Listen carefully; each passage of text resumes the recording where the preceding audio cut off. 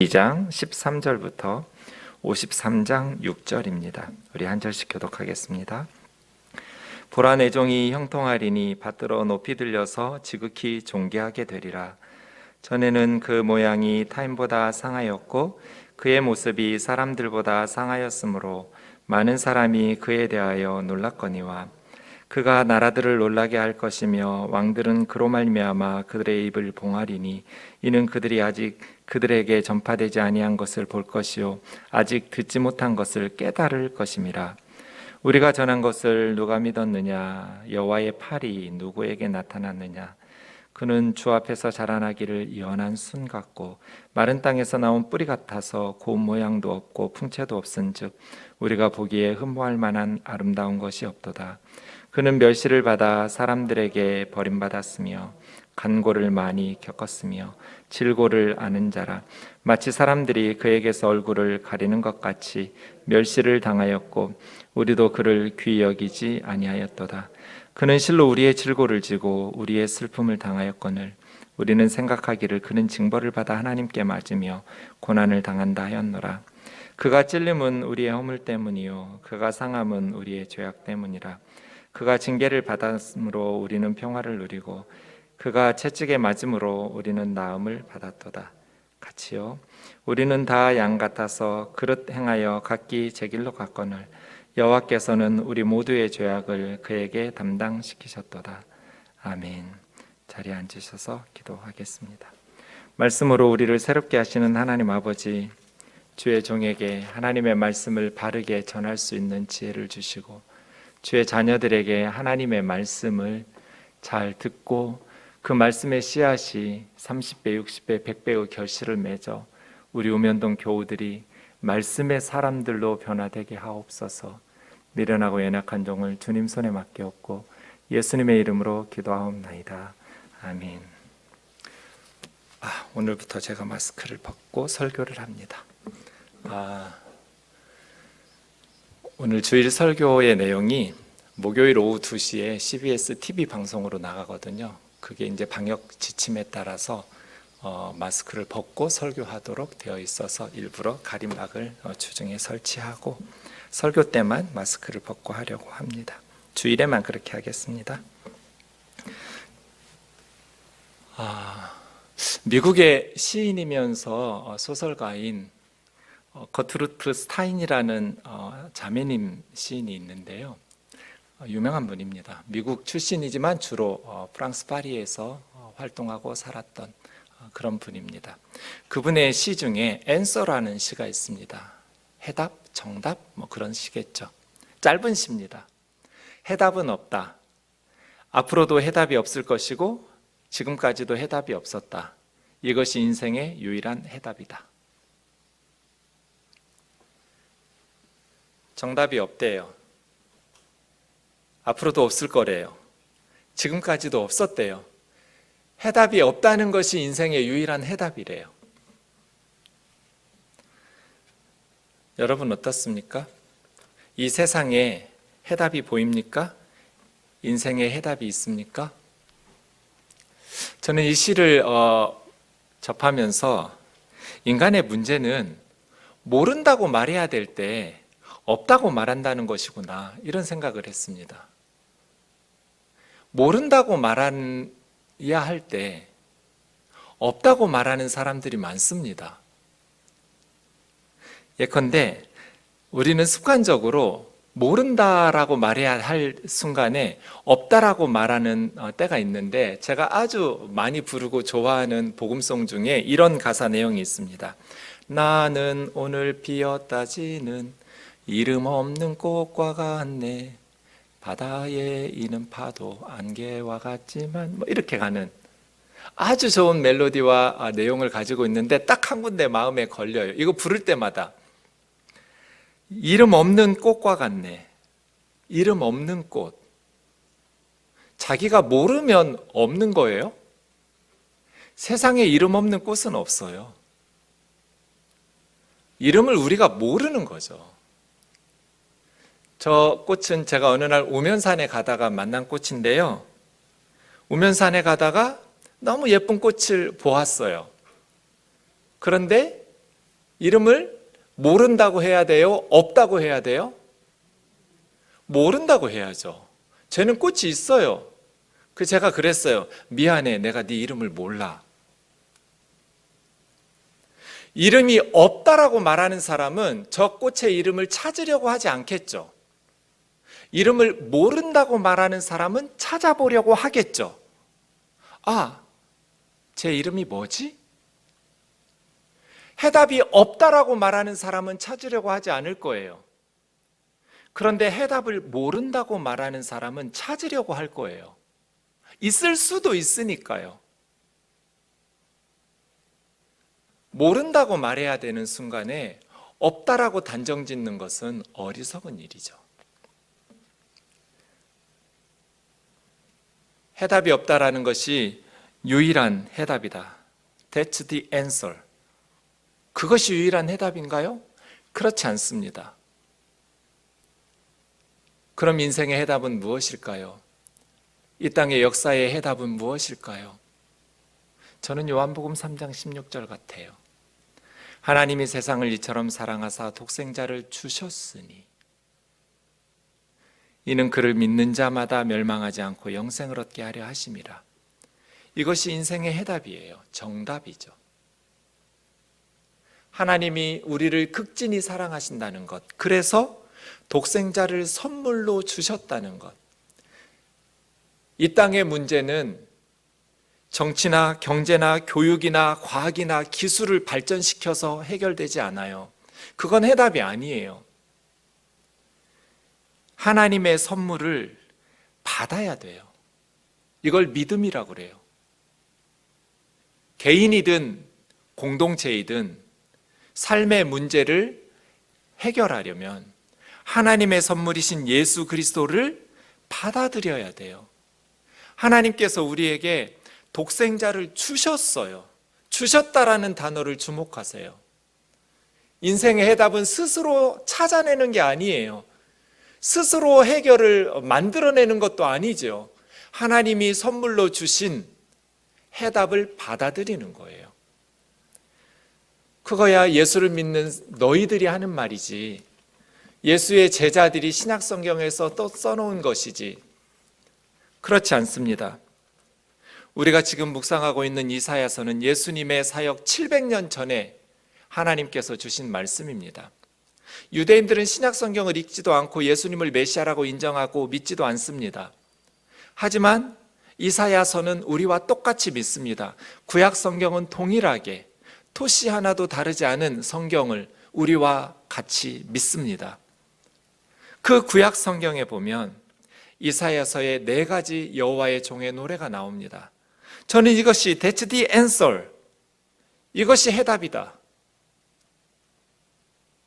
예수님의 제자들이 쓴 신약 성경 아니라도 예수님의 제자들은 예수님이 구원자라고 메시아라고 말하기 위해서 구약 성경을 자기들 마음대로 아전인수격으로 인위적으로 갖다 사용한 것이 아닙니다. 구약 성경을 문맥 안에서 철저히 해석했고 그 구약 성경 본문의 문맥과 역사 속에서 해석한 것을 기초로 신약 성경에 인용하면서 예수 그리스도에게서 하나님의 약속, 구약의 예언이 성취되었음을 설명하고 있습니다. 이사야서의 4가지 여호와의 종의 노래도 그렇습니다. 오늘 4번째 52장 13절에서 53장 12절까지 있는 마지막 여호와의 종의 노래를 살펴볼 텐데, 오늘은 53장 6절까지 전반부를 볼 것이고 다음 주일에 7절부터 마지막 12절까지를 살펴보겠습니다. 이 부분을 2주에 걸쳐서 주일에 우리가 묵상하는 것은 이사야서의 핵심이기 때문에 그렇습니다. 성경의 장절 구분은 성경 시대의 원문에 있는 것이 아닙니다. 원저자가 구분한 것이 아니라 한참 후대에 사람들이 구분한 것이기 때문에 52장 13절은 사실은 53장 1절로 새로운 단락으로 시작됐어야 맞습니다. 어쨌든 우리는 52장 13절, 그래서 52장의 세 구절과 53장에 있는 12구절, 이 15구절의 여호와의 종의 노래를 살피면서 하나님께서 우리에게 주신 해답, 하나님은 여호와의 종을 통해서 세상을 구원하신다, 이 약속이 어떻게 예수 그리스도에게서 성취되는지를 살펴보려고 합니다. 네 번째 종의 노래를 구조적으로 보면 대칭 구조로 되어 있습니다. 먼저는 52장 13절에서 15절은 온 세상을 놀라게 하는 종의 성공에 대한 내용이 나옵니다. 종의 성공입니다. 그 다음 53장 1절에서 3절까지는 여호와의 종이 사람들에게 환영을 받지 못하는 멸시받는 모습이 나옵니다. 그리고 4절에서 6절까지는 그 여호와의 종이 우리를 위해서 고난받았다라는 것을 이야기하면서 여호와의 종이 우리를 치료한다라는 것을 이야기합니다. 다시 7절에서 9절은 여호와의 종의 학대받는 모습, 털 깎는 자 앞에 잠잠한, 도살장으로 끌려가는 어린 양과 같은 학대받는 종의 모습이 나오고, 마지막 10절에서 12절까지는 하나님은 놀라지 않지만 놀라운 여호와의 종의 성공에 대해서 이야기하면서 네 번째 여호와의 종의 노래가 마무리됩니다. 오늘은 C까지 A, B, C 부분을 묵상해 보려고 합니다. 그런데 네 번째 여호와의 종의 노래를 말하는 화자의 입장에서 구분하면 세 부분으로 나눌 수 있습니다. 이것도 다시 대칭 구조입니다. 52장 13절에서 15절까지는 나의 종이라고 부릅니다. 내 종. 그래서 말씀하시는 분이 하나님입니다. 하나님께서 말씀하셔서 여호와의 종은 나의 종이 됩니다. 그리고 53장 1절에서 10절까지는 제3자가 말씀하고 있습니다. 그래서 여호와의 종은 그라고 말하고 우리라고 말합니다. 그가 고난을 받아서 우리가 치료가 됩니다. 그라고 말하는. 그리고 마지막 53장 11절과 12절에서는 다시 하나님께서 나의 종 이렇게 말씀하십니다. 이렇게 누가 말씀하시는가를 기준으로 나누다 보면 하나님과 제3자, 하나님 이렇게 세 부분으로도 나눌 수 있습니다. 우선 내용적으로 우리는 여호와의 종의 성공에서부터 살펴보겠습니다. 52장 13절에서 15절입니다. 13절을 보십시오. 보라, 내 종, 나의 종이니까 하나님께서 지금 말씀하고 계신 겁니다. 하나님의 종이죠. 나의 종. 하나님의 종인 여호와의 종이 형통하리니 받들어 높이 들려서 지극히 존귀하게 되리라. 그래서 종의 성공이라고 말합니다. 보십시오. 종이 형통하고 받들어 높이 들려서라는 말씀이 이사야서에 4번 사용됩니다. 원어로 보면. 그런데 여기 52장 13절을 제외하면 나머지 3번은 다 하나님에게 사용된 단어들입니다. 그러니까 여호와의 종도 하나님처럼 받들어 높이 들린, 하나님에게만 사용되었던 단어들이 여호와의 종에게 사용될 만큼 여호와의 종은 지극히 존귀하게 되면서 받들어 높이 들림받는 놀라운 성공을 이루게 될 것입니다. 그럼 우리는 이런 질문을 하게 됩니다. 여호와의 종은 어떻게 해서 성공하게 되었을까? 강력한 군사력으로 세상을 정복하는, 천하를 호령하는 나라를 이루시는가? 아니면 탁월한 지혜와 지식으로 세상 모든 사람들을 놀랍게 가르치시는가? 존귀와 영광을 받는 여호와의 종의 성공은 어떻게 이루어진 것인가? 놀랍게도 14절과 15절 이어지는 구절은 예상을 벗어납니다. 전에는 그의 모양이 타인보다 상하였고 그 모습이 사람들보다 상하였으므로 많은 사람들이 그에 대하여 놀랐거니와 그가 나라들을 놀라게 할 것이며 왕들은 그로 말미암아 그 입을 봉하리니 이는 그들이 아직 그들에게 전파되지 아니한 것을 볼 것이요 아직 듣지 못한 것을 깨달을 것임이라. 놀랐다라는 동사가 14절과 15절에 똑같이 쓰입니다. 그런데 원문으로 보면 다른 단어입니다. 한글 성경에는 똑같이 14절에서도 놀랐고 15절에서도 놀랐습니다. 그런데 뜻이 달라요. 14절에서 놀랐다라는 것은 이 샤맴이라는 말은 너무나 끔찍한 광경을 보아서 깜짝 놀란 거예요. 오싹하게 놀란 거예요. 왜요? 여호와의 종이 사람처럼 보이지 않을 만큼 상했어요.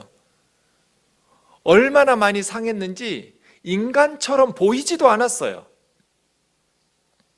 그래서 오싹하게 놀랄 만큼 흉측하게 상한 모습. 여호와의 종이 13절에서는 놀랍게 높이 들려서 지극히 존귀하게 되고 형통한다고 말했는데, 여호와의 종의 성공은 세상 사람들이 기대하던 방식으로 성공한 게 아니에요. 14절에 보니까 정반대로 타인보다 상하였고 다른 사람들보다 상해서 사람처럼 보이지도 않아서 많은 사람들이 그 여호와의 종을 보고 오싹하게 놀랄 만큼 너무나 몰골이 상해서 끔찍할 만큼 상한 모습이었어요. 그런데 하나님께서는 그 여호와의 종의 상함을 통해서 성공을 이루셨어요. 하나님의 구원을 이루셨어요. 앞에 있는 세 개의 여호와의 종의 노래를 보면 하나님께서는 이 여호와의 종을 통해서 하나님의 백성 이스라엘을 구원하신다고 말씀하셨거든요. 하나님의 백성 이스라엘이 구원받기 위해서 그들의 지도자인 여호와의 종은 상함을 받는다고 말했어요. 상함을 받는데 이제 마지막 네 번째 여호와의 종의 노래에서는 그 여호와의 종이 얼마만큼 상함을 받는가, 사람의 몰골로 보이지 않을 만큼 상했어요. 너무나 끔찍한 모습을 하고 있어서 많은 사람들이 보고 오싹하게 놀랐어요. 하나님께서는 여호와의 종의 그러한 실패처럼 보이는 상함을 통해서 하나님의 백성들을 구원하시는 놀라운 역사를 이루신 거예요. 여호와의 종의 성공은 정복을 통해서 이루어지지 않았어요. 사람들이 기대하던 방식으로 이루어지지 않았어요. 여호와의 종의 성공은 정반대로 그의 실패한 것처럼 보이는 상함을 통해서 이루어졌어요.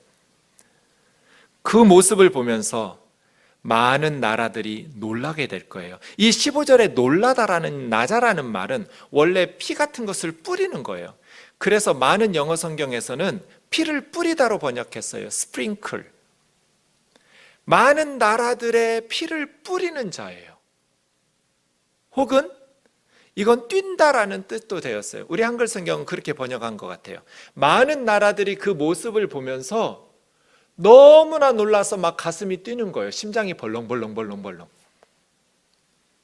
너무나 놀란 거예요. 왜요? 왕들은 그로 말미암아 그 입을 봉하리니 이는 그들이 아직 그들에게 전파되지 않은 것을 보고 아직 듣지 못한 것을 깨달을 것임이라. 왕들이나 모든 나라 사람들이 한 번도 이런 방식으로 인류 구원이 이루어질 것이라고 전파됐던 적이 없었던 것, 들어보지도 못했던 방식이에요. 이 복음을 깨닫고 나서 너무나 놀라서 심장이 벌렁벌렁하면서 뛸 거라는 거예요. 그래서 14절에 놀라다와 15절에 놀라다는 정반대의 의미예요. 14절에 놀라다는 여호와의 종의 몰골이 너무나 상해서 끔찍해서 놀란 거고요. 15절에 놀라다는 그러한 여호와의 종을 통해서 하나님께서 엄청난 인류 구원을 이루시는, 상상하지도 못했던, 듣도 보지도 못했던 것들을 깨닫고 나서 놀라는 거예요. 심장이 멎을 것 같이 충격을 받으면서. 그런데 그것이 예수 그리스도의 십자가의 보혈로 뿌리는 것과 같은. 그래서 다시 13절로 보시면 여호와의 종의 형통하는 이유는 무엇인가? 내 종이 형통하리니 받들어 높이 들려서 지극히 존귀하게 되리라고 말씀하셨는데, 종의 성공은 어떻게 해서 이루어진 것인가? 극심한 고난을 통해서 이루어졌다. 이것이 하나님의 말씀이에요. 형통하고 하나님과 같이 받들어 높이 들리고 지극히 존귀하게 되는 여호와의 종의 성공은 14절 15절에 있는 것처럼 사람들보다 훨씬 몰골이 상하고 고난과 박해를 받아서 사람처럼 보이지도 않는 극심한 고난을 통해서 여호와의 종이 하나님의 구원을 성공시켜버리는, 그래서 저기 형통하라는 것은 그냥 가만히 있는데 하늘에서 뭐 감 떨어지듯이 입 벌리고 있다가 형통한 거 아니에요. 무언가 노력과 사역을 통해서 형통하게 된 거예요. 그냥 우연히 운이 좋아서 형통한 것이 아니라 여호와의 종이 자신의 사명을 충실히 감당한 후에 하나님께서 주시는 형통이거든요. 사람들의 눈에 보기에 그건 형통이 아니에요. 그러나 하나님께서 목적하신 하나님의 사명을 그가 순종으로 완수해냈기 때문에 하나님께서 보실 때 형통한 거예요. 그런 종의 성공이에요. 지금 유대인들은 한 1,500만 명 정도 있습니다.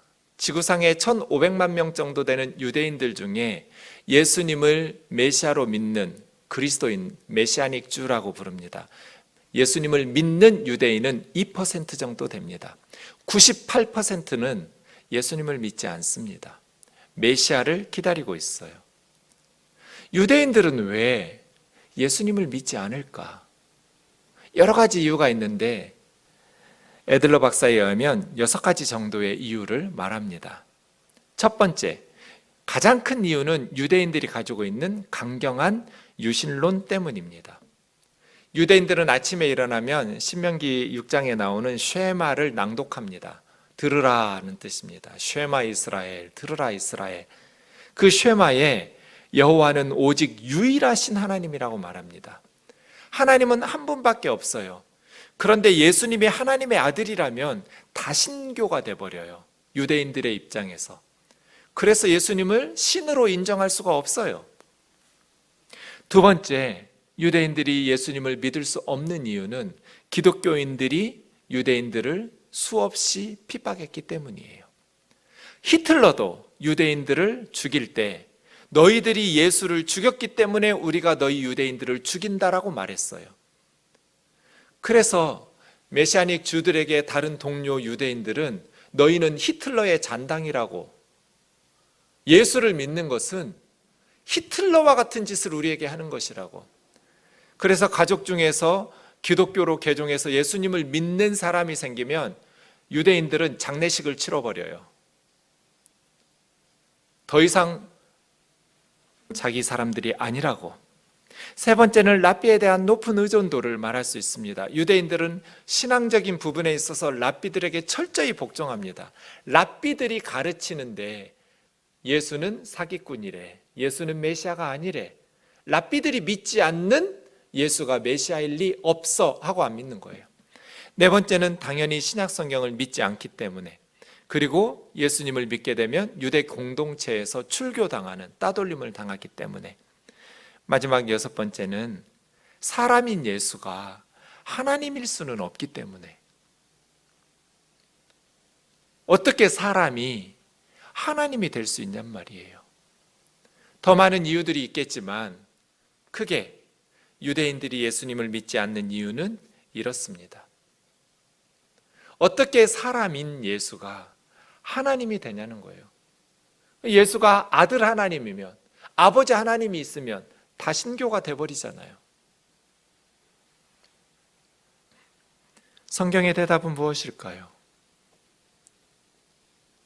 신약 성경을 배제하고라도, 구약의 말씀만 가지고서도 이스라엘의 구원은 어떻게 이루어지는가? 고난받는 여호와의 종을 통해서 이루어져요. 유대인들은 이사야 52장에서 54장으로 건너뛰어요. 성경에 있어요, 53장이. 그런데 잘 안 읽어요. 왜냐하면 유대인들에게 이사야 53장을 읽히면 이건 예수 얘기니까요. 누가 읽어도 이사야 53장은 예수 이야기예요.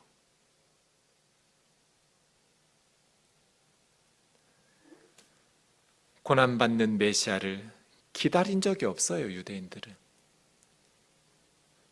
다윗과 같이 이방인들을 정복하고 이스라엘이 전 세계를 다스리는 그러한 성공을 기다리고 있었지,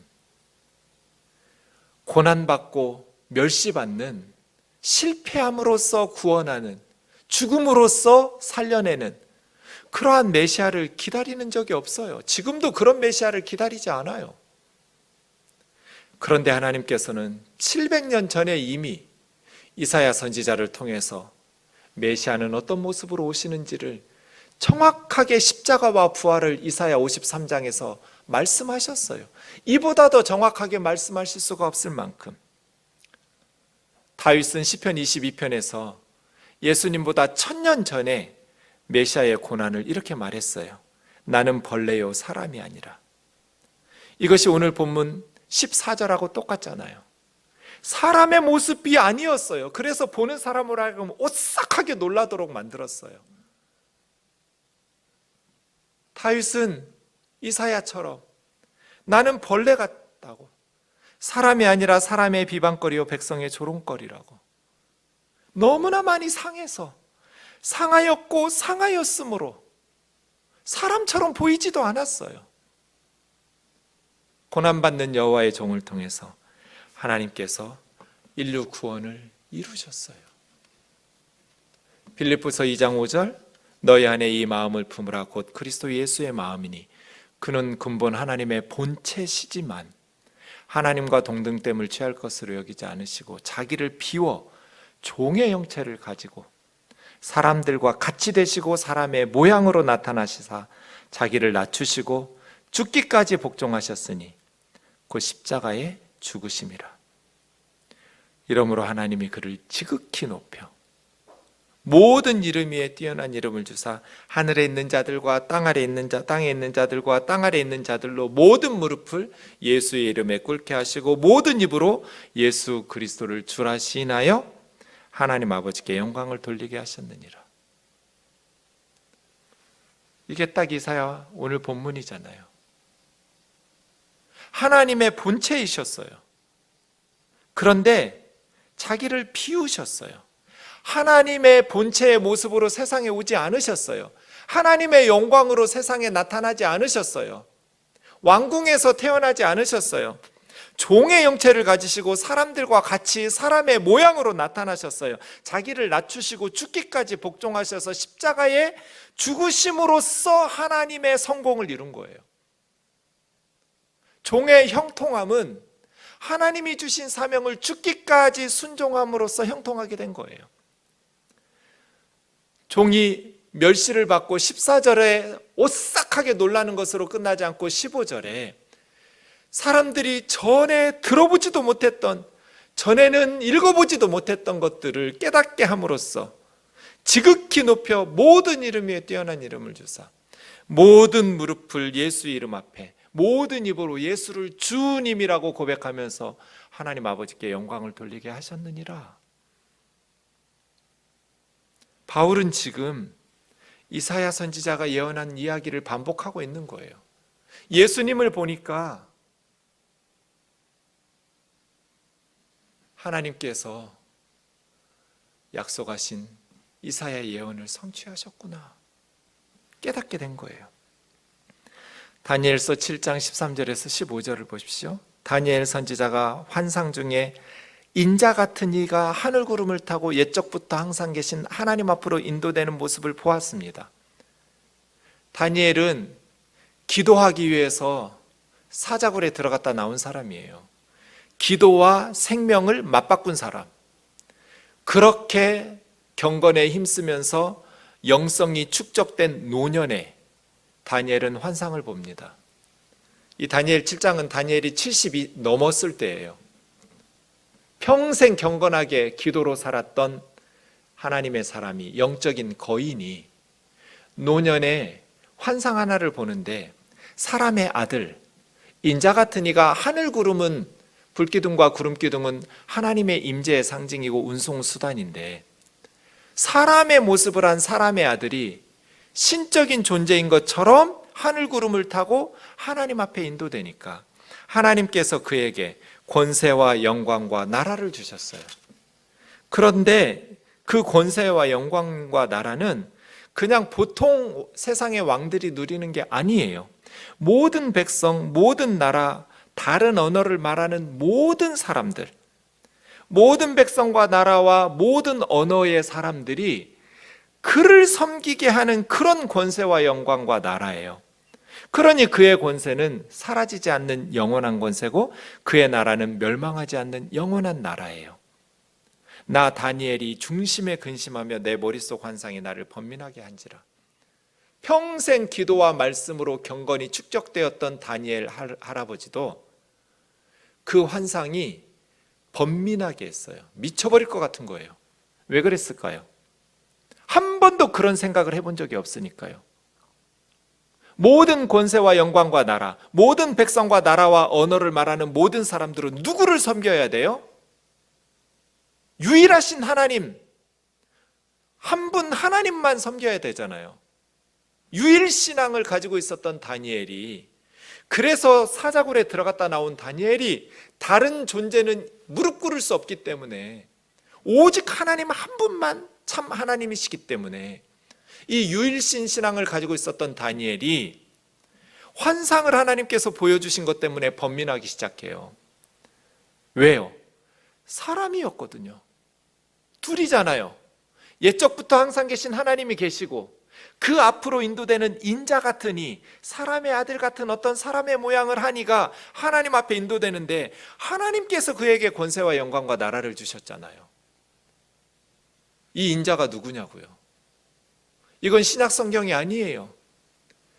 예수님 태어나기 몇백 년 전 다니엘의 예언이에요. 유대인들이 오라요? 기독교인들이 오라요? 하나님께서 너무나 명확하게 말씀하셨어요. 임마누엘, 하나님이 사람들과 함께 하신다.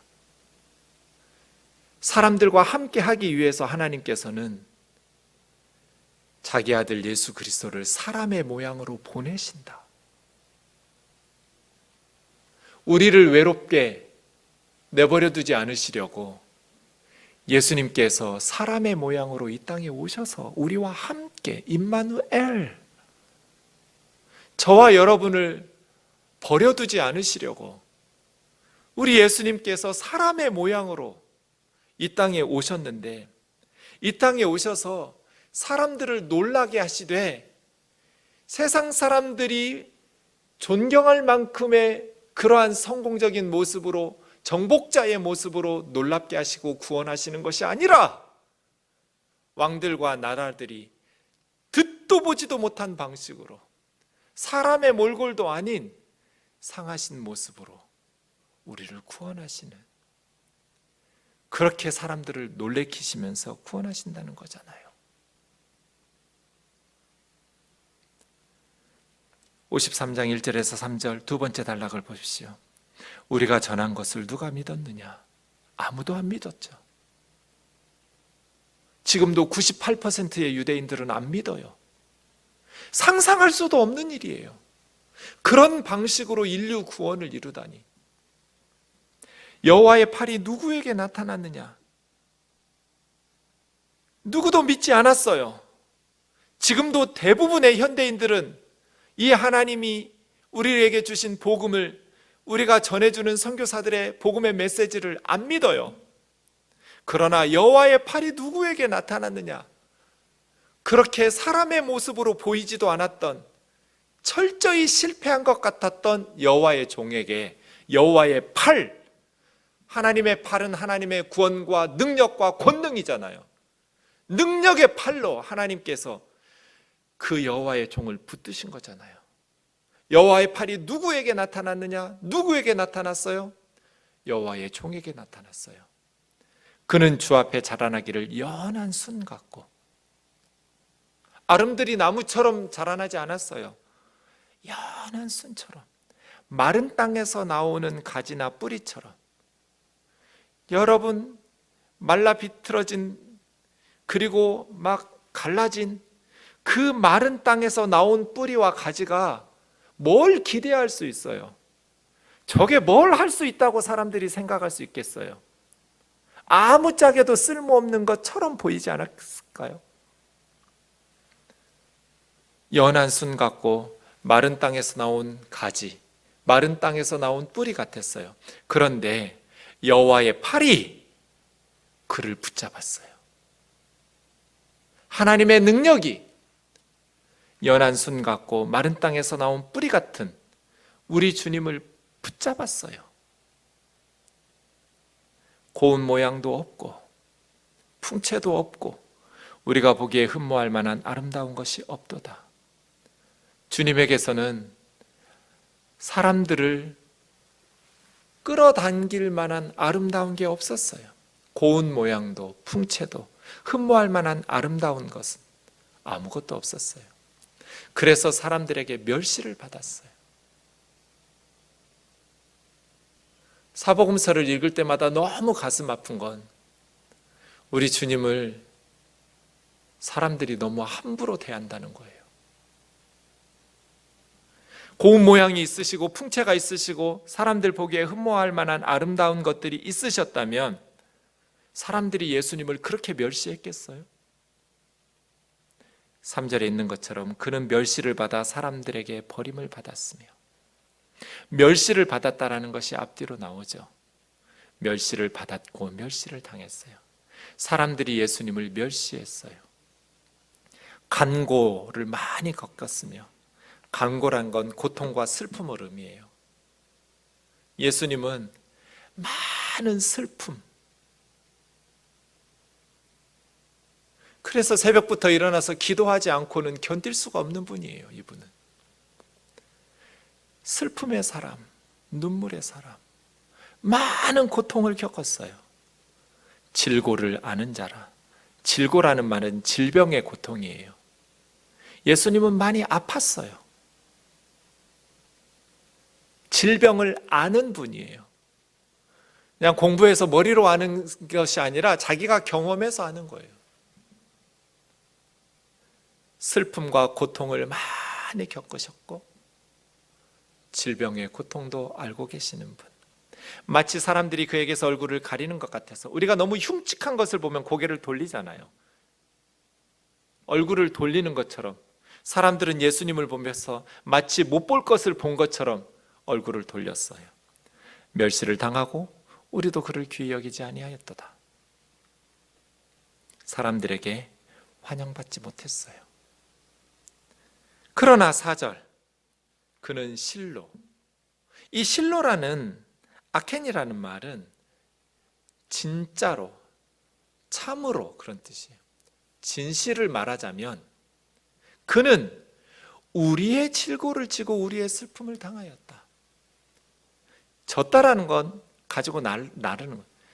그는 우리의 질병을 짊어지고 나르신 것이다. 우리가 당해야 될 우리의 죄로 말미암아 하나님의 징계로 왔던 우리의 질병의 고통을 예수님께서 대신 짊어지시고 나르신 분이다. 우리가 당해야 될 고통과 슬픔을 그분이 당하신 거다. 사실을 말하자면, 그러나 사실은 그는 우리의 질고를 졌고 우리의 슬픔을 당하였는데, 우리는 생각하기를 그가 하나님 앞에 징벌을 받아서 그의 죄 때문에, 그의 허물 때문에 하나님께 맞으며 고난을 당한다 하였노라. 예수님을 십자가에 못 박을 때 세상 모든 사람들은 자기들 때문에 예수님이 이런 고통을 당한다고 생각한 사람 하나도 없었을 거예요. 저 예수는 신성 모독이며 하나님을 대적하다가 하나님께 징벌을 받아 그의 죄값을 치르고 있다고 생각하면서 조롱하고 멸시했겠죠. 그러나 사실은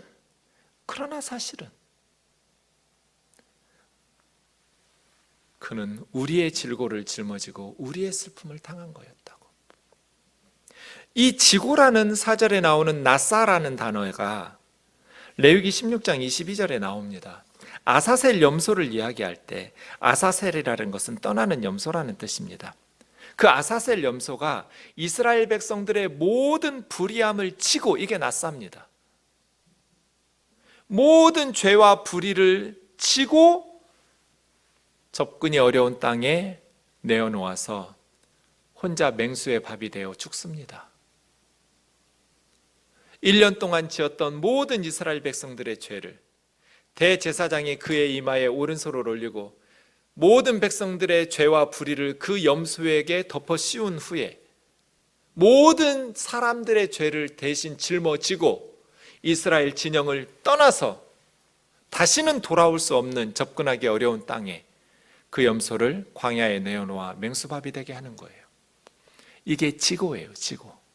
짊어지고 나르는 거죠. 그는 사실은 우리의 질고를 짊어지고 우리의 슬픔을 당하였거늘 누가 알았냔 말이에요. 5절, 그가 찔림은 우리의 허물 때문이요 그가 상함은 우리의 죄악 때문이라. 그가 징계를 받음으로 우리가 평화를 누리고 그가 채찍에 맞음으로 우리는 나음을 입었도다. 계속해서 우리는 모두 양 같아서 그릇 행하여 각기 제 길로 갔거늘 여호와께서는 우리 모두의 죄악을 그에게 담당시키셨도다. 이게 고난받는 종의 노래 마지막 부분이에요. 마지막 고난받는 여호와의 종의 노래예요.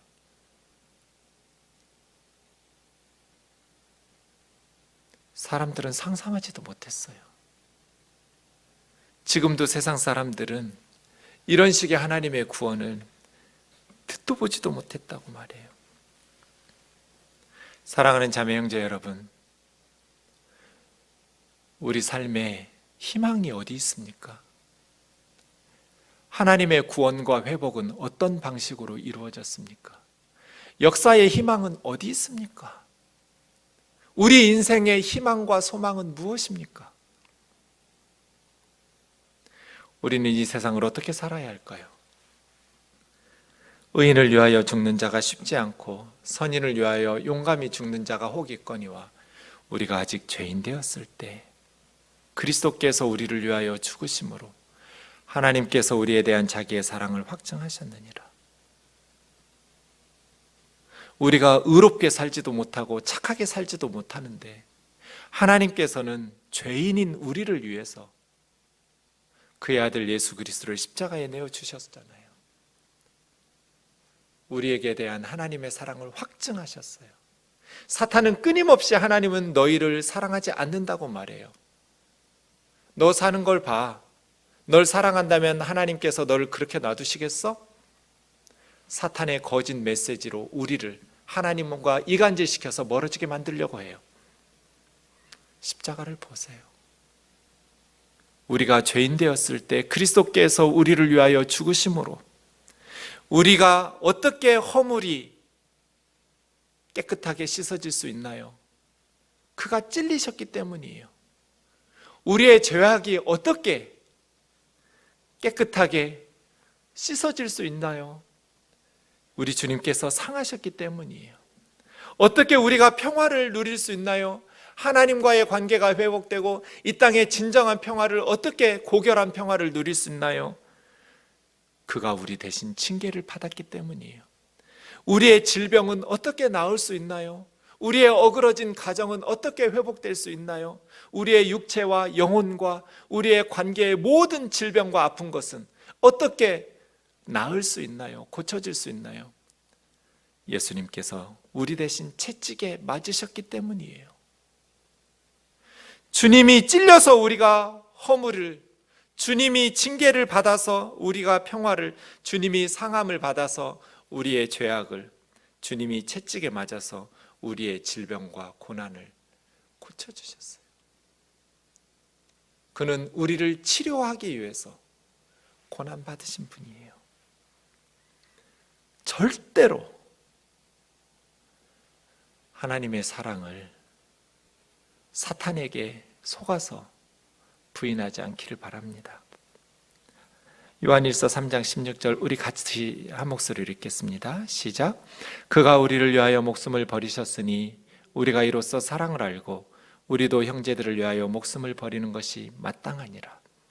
예수님이 우리를 위하여 목숨을 버리셨으니 우리가 이로써 하나님의 사랑을 깨닫고 우리도 형제들을 위하여 목숨을 버리는 삶이 마땅하다. 이것이 역사의 희망입니다. 이것이 이 세상의 희망을 일구는 사람들의 삶의 모습이에요.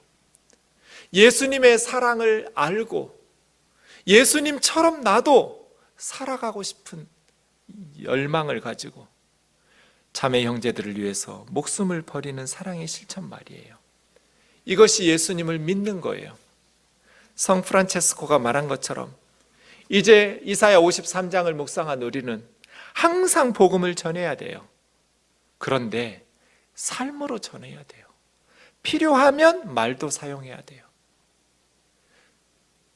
한국 교회가 이 역사의 희망을 일구지 못한 이유가, 원인이 어디 있어요?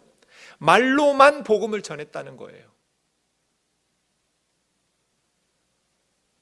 프란체스코가 말한 것처럼 항상 복음을 전하되 꼭 필요하면 말도 사용해라.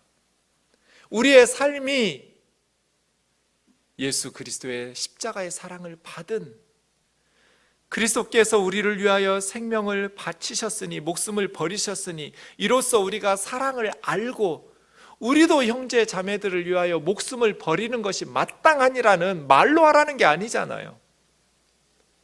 어떻게 십자가의 복음을 전하면서 목회자들이 고급 승용차를 타고 그렇게 좋은 집에서 살아갈 수 있어요? 그러니까 복음의 능력을 상실하고 경건의 모양과 껍데기만 가진 채 경건의 능력을 상실하게 된 거예요. 간디는 7개의 사회 죄악이 있다고 말했어요. 원칙 없는 정치, 내로남불이죠. 자기들이 할 때는 로맨스라고 그러고 반대당이 할 때는 죄라고, 불륜이라고 말해요. 여야가 똑같은 것 같아요. 원칙이 없어요, 정치에. 노동이 없는 부, 땀 흘리지 않고 불로소득을 추구하는 그런 나라는 망해요. 양심이 없는 쾌락을 추구하는데 양심이 없어요. 인격이 없는 지식은 머릿속에 집어넣는데 성품을 가르치지 않아요. 도덕이 없는 상업, 윤리와 도덕이 없는 사업과 비즈니스 말이에요. 인간성 없는 과학, 휴머니티가 없어요. 그렇게 과학과 지식과 기술이 발전하면 그 과학 기술이 사회를 오히려 망가뜨려요. 마지막 7번째가 뭐가 없는 종교인데 여러분 뭘까요? 나라를 망하게 하는 큰 죄 7가지 중에 무엇이 없는 종교가 나라를 망하게 할까요? 간디는 희생이 없는 종교, sacrifice. 예수 그리스도의 복음을 들었으면 우리도 그 복음에 합당하게 살아야 하잖아요. 그리스도께서 나를 위해서 십자가에서 죽으셨어요. 목숨을 버리셨어요. 미칠 것 같아요. 하나님은 도대체 어쩌자고 이런 일을 행하신 거예요? 심장이 뛰어요. 나자. 심장이 벌렁거려요. 이로써 우리가 사랑을 알고 우리도 형제를 위하여 목숨을 버리는 것이 마땅하지 않나요? 희생이 없는 종교, 아무짝에 쓸모없는 종교. 커트루트 스타인처럼 세상에 해답이 없다고 말합니다. 해답은 없다. 앞으로도 없을 것이고 지금까지도 없었다. 이것이 인생의 유일한 해답이다. 세상 사람들은 저렇게 말해요. 기독교인들이 가지고 있는 해답은 뭡니까? 우리가 보여줄 수 있는 해답은 뭡니까? 해답은 있다. 앞으로도 있을 것이고 과거에도 있었다. 인생의 유일한 해답이 있다. 하나님의 사랑이다. 예수 그리스도의 사랑이다. 십자가의 사랑이다라고 말해줘야 하잖아요. 필요하면 말도 사용해 가면서. 그런데 사랑은 말로 하는 게 아니잖아요. 오스카 해머스타인의 시처럼 종은 누가 그걸 울리기 전에는 종이 아니다. 노래는 누가 그걸 부르기 전에는 노래가 아니다. 당신의 마음속에 있는 사랑도 한쪽으로 치워놓아선 안 된다. 사랑은 주기 전에는 사랑이 아니니까. 우리 교회가 세상에 희망을 주고 있나요? 저와 여러분이 해답이 없다라고 외치는 사람들에게 해답이 있다라고 말하는 삶을 살고 있나요? 제가 우면산에 올라가면서 보았던 그 이름 모를 꽃의 이름은 개망초였습니다. 흔히 자주 보는 풀입니다. 이름 모를 꽃을 찾아보았더니 개망초인데 너무 번식력이 강해서 농사를 망치기 때문에 망초에다가 개자까지 붙여놨어요. 개망초라고. 어쩌면 저렇게 예쁜 꽃에게 그런 이름을 붙일 수가 있어요. 그런데 저 개망초의 꽃말이 가까이 있는 사람을 행복하게 해주고 멀리 있는 사람은 가까이 다가오게 해준대요. 예수님 같죠? 개망초라고 불려요. 사람들이 멸시해요. 무시해요. 상했어요. 벌레처럼 보여요. 그런데 가까이 있는 사람을 행복하게 해주고 멀리 있는 사람은 가까이 다가오게 해줘요. 코로나가 시작되면서 운동을 할 수 없어서 올 1월 1일부터 송구영신 예배 마치면서부터 우면산에 등산하기 시작했어요. 저는 등산하는 것도 인생 사는 것처럼 그냥 목숨 걸고 정상에 올라가는 데만 집중했어요. 그래서 처음에는 저런 꽃이 보이지 않았어요. 어느 순간 제가 바보 같다는 생각을 했어요. 뭐 그렇게 다시 내려올 건데 목숨 걸고 올라가냔 말이에요. 즐기면서 올라가도 될 텐데. 그렇게 생각하고 속도를 줄였더니 개망초가 보였어요. 우리 인생 그렇게 목숨 걸고 살지 않아도 될 것 같아요. 속도를 줄이고 옆에 있는 사람들 돌아보면서 꽃을 보듯이 더불어 함께 이름 몰라서 미안해. 내가 너를 소중히 보아줄게. 너는 하나님의 소중한 사람이라고. 널 위해서 우리 주님이 십자가에 죽으셨다고. 나도 너를 위해서 아낌없이 내어주고 싶다고. 역사의 희망을 일구는 삶 살아가는 우리 우면동 교우들 되기를 주의 이름으로 축원합니다. 찬양하겠습니다.